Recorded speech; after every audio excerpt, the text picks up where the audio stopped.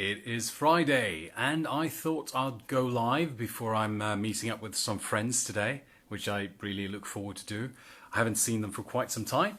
So I wanted to share this number one strategy that's changed my life the most. And I'm serious when I'm saying this. Really, it is the key strategy I've used to transform my health, build my business, probably the way I got promoted as a top level manager as well. And it's key. It's the number one strategy that we can all apply to improve our lives.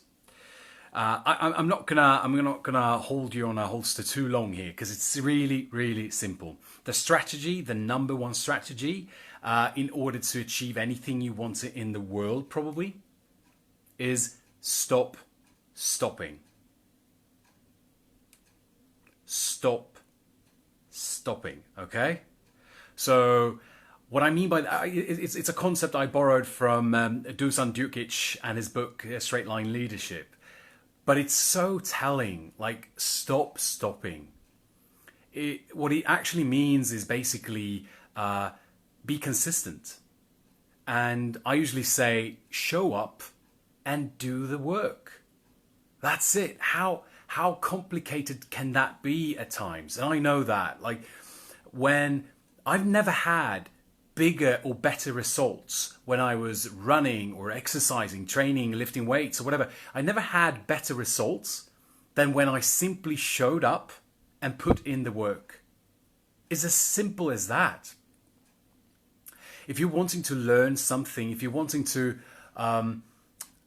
get better at doing something, the best way is consistency. The best way is to show up and put in the work. Simply stop stopping. Because here's the thing. How many times have we not started something?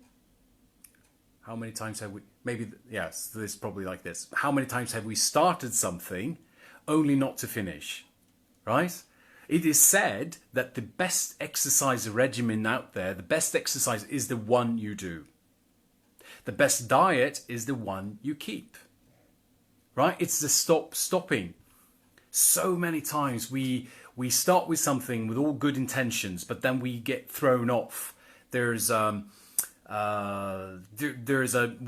a news article about a new way of doing something, right? And we go like, oh, I'm going to try that. That's probably even better. So you do that. But then just, a week or two later, a colleague of yours tells you, have you heard about that thing? Have you tried that? You should try that. That worked for me. Oh, I'm going to try that. A new and better and improved way of doing things should be even, give me more results.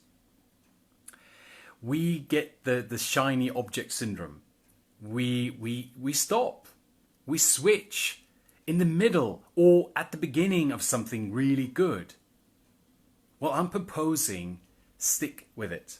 Show up, put in the work, and trust the process. Have some persistence, have some patience. The result will come, right? So, I usually say this.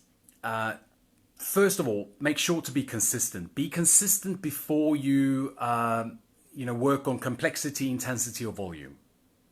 Okay, so make sure you have consistency before you add complexity, intensity, or volume. It doesn't matter if you're training, exercising, working hard, studying, or whatever it is. Be consistent first, and then you make sure to possibly increase the complexity of the exercise or the activity, the intensity or the volume. I'm going to give you 3 quick ways on how to be more consistent, because consistency is key here.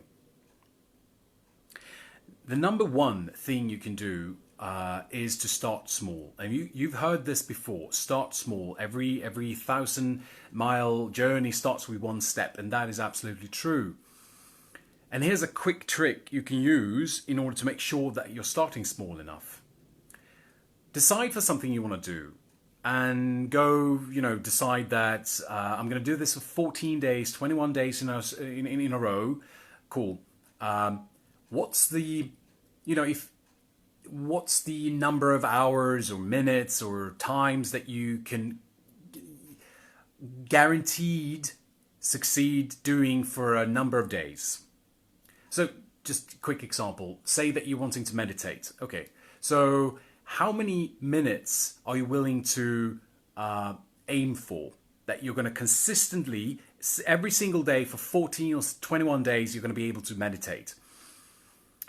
Well, whatever you come up with, whatever number you come up with, ask yourself, are you willing to bet $100 or possibly $1,000 that you're going to be successful? Right? Are you going to be successful 14 days in a row meditating for that amount of minutes? If the answer is anything but yes, you know that you're not starting small enough, right? If you're not willing to put $100 or $1,000 on it, I promise you it's not small enough. You need to make it so small that it's foolproof. You can't fail, right? That's how you know you're starting small enough, and you build from there. Again, consistency before complexity, intensity, and volume. The second thing I can recommend is have fun. You only need motivation for stuff you don't like, okay? And when you have fun, you make it a priority. You show up easier that way. It's easier to go to the gym or to put in the work at work or at your own desk, working from home, if you enjoy it. If it's all boring and heavy and tough, it's much harder. You're going to have to use much more willpower, much more motivation, and all of those things. Coffee, Red Bull, or whatever you need in order to get things going, it's going to require more of it if it's tough, if it's not fun. So make it fun. Explore the things that you like. It's said that exercise is a gateway to other good habits. Well, there are so many things in the world that we can do that simply are gateways to other positive habits or activities. Find yours, okay? Get the ball rolling. Third and final tip or strategy that you can use to apply this idea of stopping. Be proactive.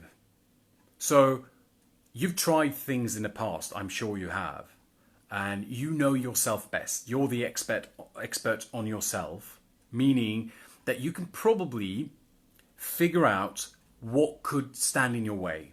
What could have you fall or fail doing your thing you're wanting to do for a consistent time period, right? Figure out that beforehand in a clear-headed mindset. You go, okay, what can actually make me slip up? What can make me fall, right? You identify that, and then you find 1, 2, or 3 possible solutions to that situation, right? You do this before it happens, because when it's happening, it's a bit too emotional. It's a bit too much, right? It's kind of like, one of those emergency hammers inside of a bus or something like that. In case of emergency, break the glass. It's that kind of a thing. You be proactive by you making up a plan about what can make me slip, what can make me fall. Okay, if that happens, this is how I'll deal with that. This is how I'll handle it. That's in case of emergency. That's it. Those 3 strategies. You can apply them today, starting small, having fun, and in case of emergency, be proactive, plan to succeed. Otherwise, you're planning to fail. Hang on, there's a saying here. If you fail to plan, you're planning to fail. Yeah, that's the one. You can use that as a way to be proactive. Yeah, that's it. Honestly, no other strategy have ever been as effective as this one. Stop stopping. That's everything. Whatever you set out to do in life, stop stopping. If you keep at it, it's going to be yours. Okay? You're going to build it. Right? Okay, cool. I hope you like this. It's a Friday. It's a fantastic day to have this topic, I believe. To stop stopping and just achieve anything you want. So let me know in the comment sections if this is resonating with you, if there's anything I can help you with in terms of stopping, right? All right, I wish you a fantastic weekend. Lovely to see you here, and be well. Talk to you soon. Cheers.